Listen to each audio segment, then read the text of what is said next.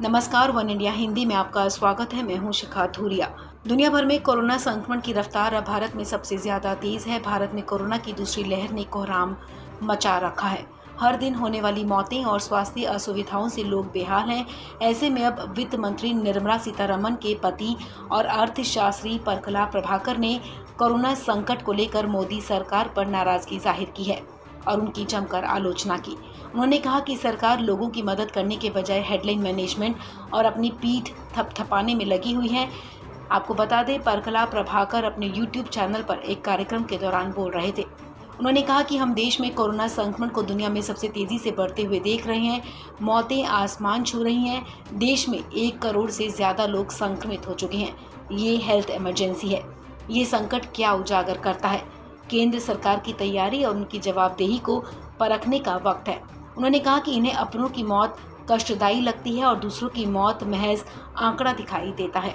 अर्थशास्त्री प्रभाकर ने कहा कि इस संकट की वजह से लोगों की नौकरियां जा रही हैं, इलाज कराने में जमा पूंजी भी खत्म हो रही है।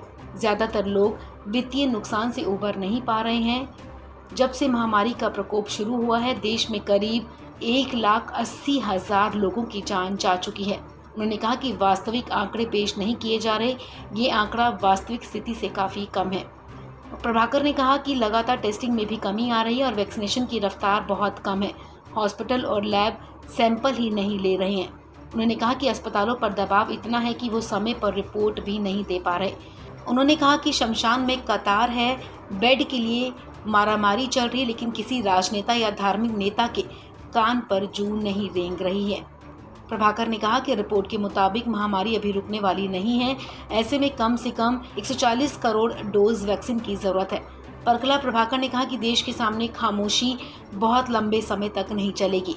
मानवता, पारदर्शिता और जवाबदेही ही टिकाऊ होती है। उन्होंने कहा कि पीएम मोदी को अब तो सही आचरण का चुनाव करना चाहिए। सरकार हर परेशान करने वाले सवाल का जवाब नहीं देना चाहती। पूर्व पीएम मनमोहन सिंह की तारीफ करते हुए उन्होंने कहा कि मनमोहन सिंह ने अच्छा सुझाव दिया था, लेकिन इस पर मंत्री ने असभ्य प्रतिक्रिया दी। इस पर राजनीति करने की कोशिश की गई। इस खबर में फिलहाल इतना ही। तमाम अपडेट्स के लिए आप बने रहिए वन इंडिया हिंदी के साथ।